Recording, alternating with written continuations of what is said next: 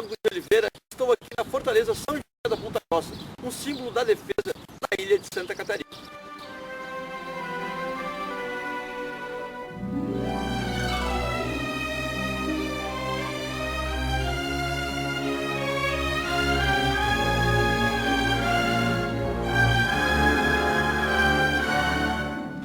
A ilha de Santa Catarina sempre foi um ponto estratégico, e os portugueses precisavam protegê-la do risco de invasão pelo mar.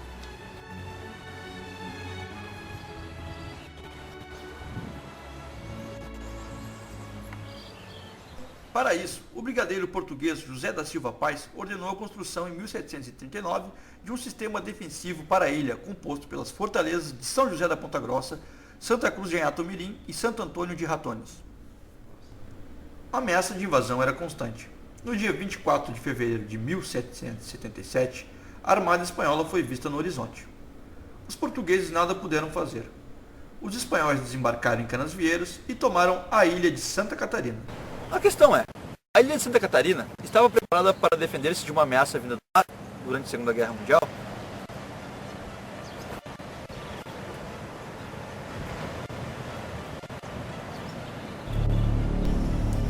Se a ilha não estava preparada para se proteger da invasão vinda do mar por navios, imaginem de um inimigo invisível. Durante a Segunda Guerra Mundial, submarinos alemães atuaram na costa brasileira, atacando navios mercantes e navios de guerra da Marinha.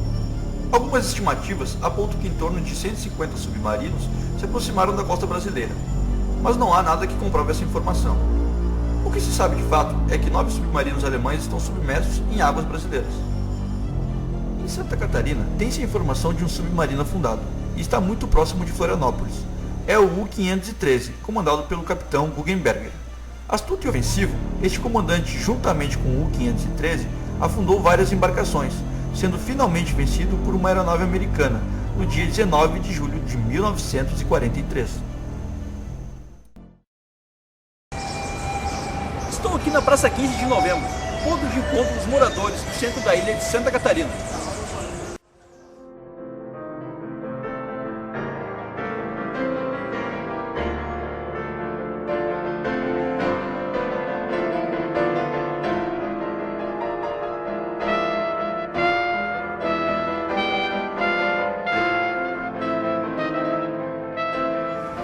A questão é, como é o sistema defensivo da ilha para uma ameaça vinda do céu?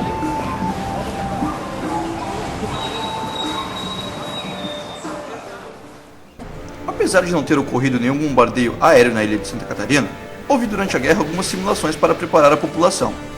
No ano de 1942, a moradora do centro, Maria Lima, experimentou o medo da sirene e do escuro.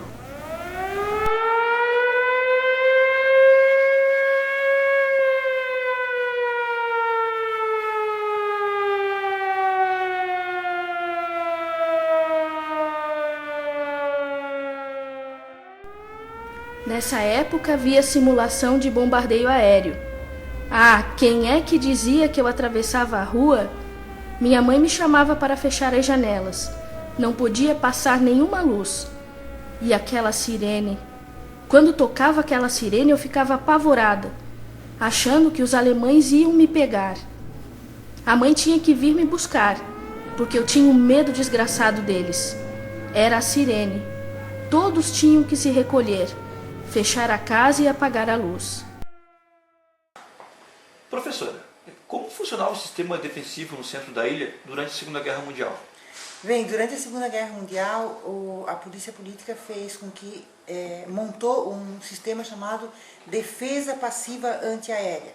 Ou seja, faziam simulações de ataques e bombardeios aéreos sobre a população com a intenção de provocar o medo.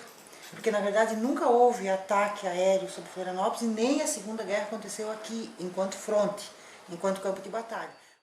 Outra coisa também que eles faziam era obrigar as pessoas a fecharem as janelas à noite, tapar todas as frestinhas da janela para não sair nem um pouquinho de luz, porque diziam que um avião poderia ver a claridade na noite e bombardear onde houvesse claridade. É claro que isso também faz parte de provocar o medo. Agora, muitas pessoas ficaram mesmo com muito medo desse momento. Se fazia simulações de ataques aéreos, de ataque submarino, e se obrigava as pessoas, inclusive, a se esconder durante as simulações, né? Fechar as janelas e provocar medo. Então, isso tudo aconteceu, né? Durante a Segunda Guerra Mundial, principalmente no início da guerra, de 42 até 43, aqui em Florianópolis, e também no litoral do estado de Santa Catarina. Estou aqui na Ponte Hercílio Lúcio, cartão postal da ilha de Santa Catarina. A questão é, se não houve ataques de submarinos e nem aviões, qual foi o verdadeiro impacto da Segunda Guerra Mundial na ilha de Santa Catarina? As batalhas que assolaram grande parte da Europa durante a Segunda Guerra Mundial aconteceram do outro lado do Atlântico, porém causaram grande impacto na ilha de Santa Catarina, naqueles anos de 1939 a 1945. A política nacionalista do governo Getúlio Vargas afetou diretamente os imigrantes alemães e italianos. Eles foram perseguidos por serem considerados uma ameaça à segurança do Brasil. Como foi a perseguição aos descendentes de alemães e italianos na ilha durante a Segunda Guerra Mundial? Durante a Segunda Guerra Mundial, como havia uma perseguição aos italianos, alemães e também seus descendentes, muitas vezes, o DOPS, Departamento de Ordem Política e Social, que era a polícia política, né, que fazia essa perseguição, via as pessoas que não fossem brasileiras e que não falassem o português, como os que falassem alemão ou italiano, como traidores da pátria. Então eles chamavam essas pessoas de quinta coluna. Quinta coluna é uma expressão de dizer traidor da pátria, né? Com isso, um decreto assinado pelo governador do estado, o interventor Nereu Ramos, em janeiro de 1942, proibia que as pessoas falassem, obviamente rezassem, cantassem, se manifestassem, se reunissem, né, na língua alemã ou italiana. Então, qualquer manifestação nesse sentido era passível de prisão. Muitas pessoas no estado de Santa Catarina, no Brasil todo e também, obviamente, em Florianópolis, foram presas, ficaram em cadeias locais ou tiveram que responder processo porque disseram bom dia em alemão ou italiano. Como vai fazer crianças que só sabem falar o alemão ou o italiano dentro de casa calarem a boca de uma hora para outra, porque uma criança poderia falar na rua e entregar a família? Para além disso, aqueles que eram considerados mais perigosos pelo DOPS eram presos e acabavam indo para um campo de concentração. Não sei se sabe, mas em Santa Catarina houve 2 campos de concentração, onde colocavam os considerados presos mais perigosos. O que eram os mais perigosos? Aqueles considerados nazistas ou ligados ao regime de Hitler ou Mussolini, né? Então, o campo de concentração da Trindade, que fica ali no campus da UFSC hoje, e o campo de concentração Oscar Schneider, em Joinville. Dizer que isso, muito do que foi feito durante a Segunda Guerra foram perseguições por questões políticas, ideológicas, e provocou muito revanchismo, muito preconceito e muito abuso de poder. Porque como era possível denunciar qualquer pessoa podia denunciar a outra.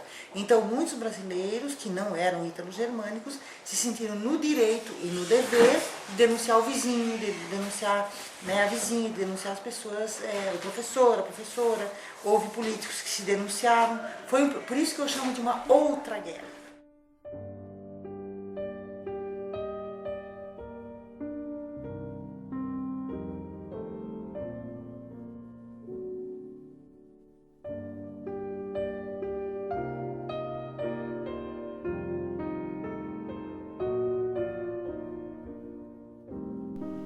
Alguns imigrantes deixaram o convívio social, enquanto que outros abandonaram seus costumes, danças, reuniões e principalmente o idioma.